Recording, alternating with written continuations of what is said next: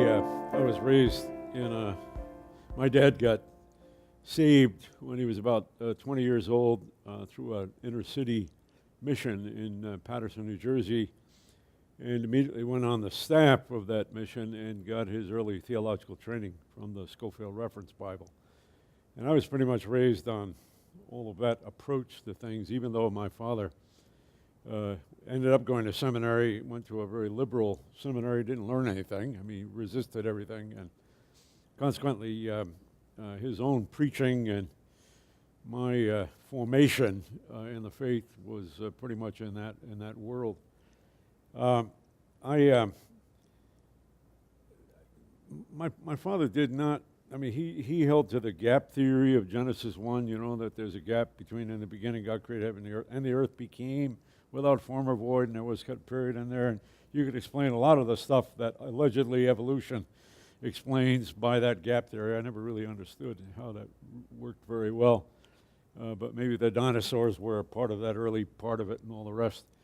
But a lot of allusions in my early childhood upbringing, kind of just snide, offhand criticisms of evolution and Darwin and that kind of thing. I belonged to a Bible club, and a fundamentalist Bible club in high school, and we heard things like, once I was a monkey swinging on a tree, now I am a scientist with a PhD, and that kind of solved that, for us. And that was really on the level. So a lot of it was proof texts, cliches, one-liners, but I really started struggling with that.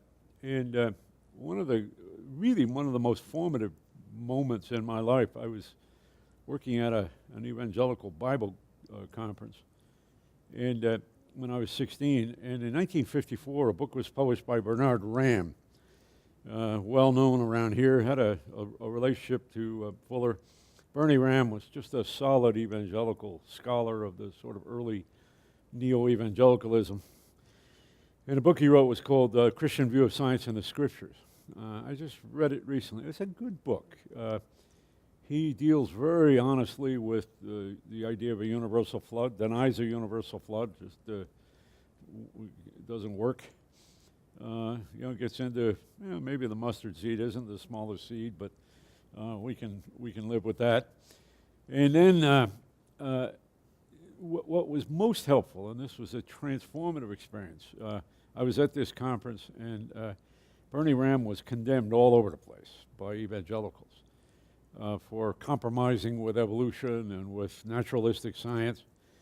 And there was another person on the staff of this Bible conference who was already in college, and he had a copy of Bernard Ramm's book. And it was almost like sneaking Playboy. You wouldn't dare let anybody know you were reading it, but he would read passages to me, and I got my own copy of it, and I read it.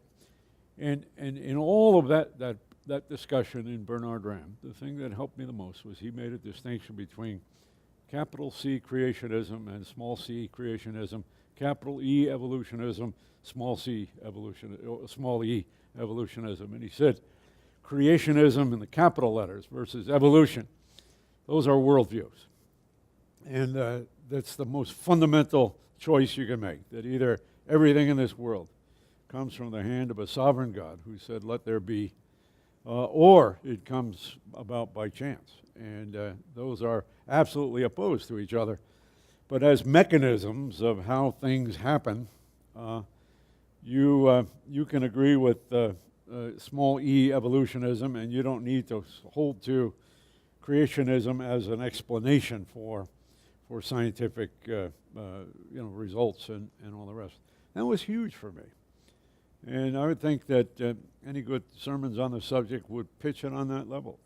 Where does is this a universe that comes about by chance, or does it come about by the decree of a sovereign God?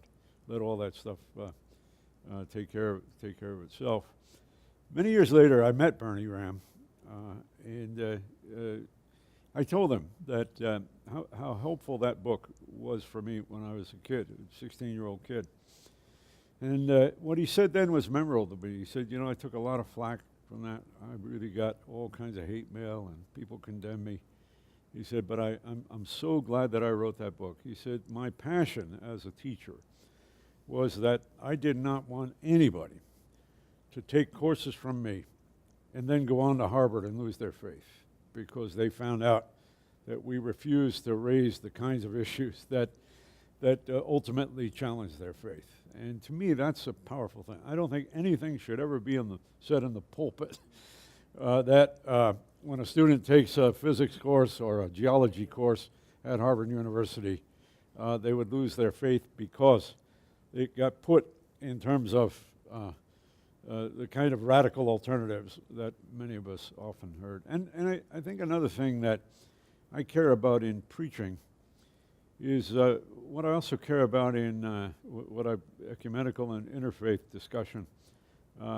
With our Mormon friends, when we've been having this dialogue for the last 13 years, and one rule that we've agreed to, there are a number of rules of interfaith dialogue, but the one that we agreed to that's loomed large is you never put your best against their worst. Either you put your worst against their worst or your best against their best, but you don't put your best against their worst. And it's so easy to dump on Richard Dawkins and condemn godless science because of that.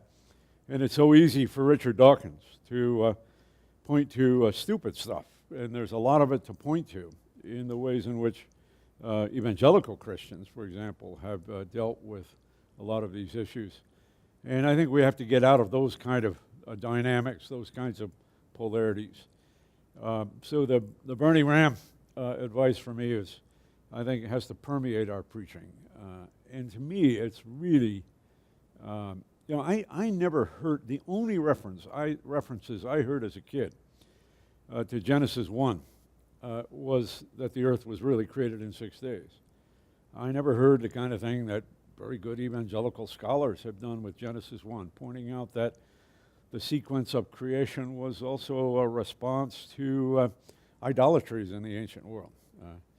People would worship the sun, but God created the sun. People would worship things that look like animals, but God created those animals.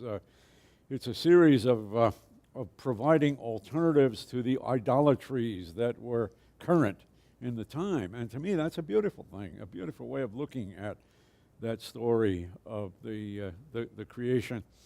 And also then for me, when I finally got into it, belonged to the Christian Reformed Church for 17 years. And we didn't hear much there either, John, did we?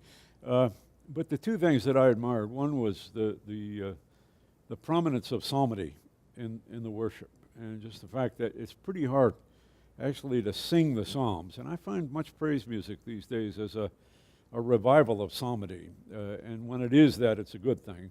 We need more than praise psalms. We need lament psalms too. But those wow psalms really do point us to the greatness of God and the one whose ways are above our ways. And it's pretty hard to accept some of the narrow-minded stuff when you've got that kind of God being presented. And then the other part of it is just what Genesis 1 tells us about our mandate as human beings, that we are to be good stewards over the earth. My thing I long regretted is the ways in which evangelicals, so-called Bible-believing Christians, want to keep teachings about evolution out of public school biology classes. But they, in turn, out of a commitment to social Darwinism, absolutely refuse to say anything about the budgeting of inner city schools, where we have little kids of brown skin and black skin who are created in the image of God, the image of the God and Father of Jesus Christ. That too is a creationist issue, and we've often ignored that. So I see Genesis 1, Genesis 2 as marvelous texts, and we need to preach them more, but we need to preach them out of a sense of the grandeur of God and the dignity of the human beings that have been created by God in the context of a sense of wonder about the whole creation, and the wonder really of being able to study that creation, and what science can teach us as the other book of God's revelation.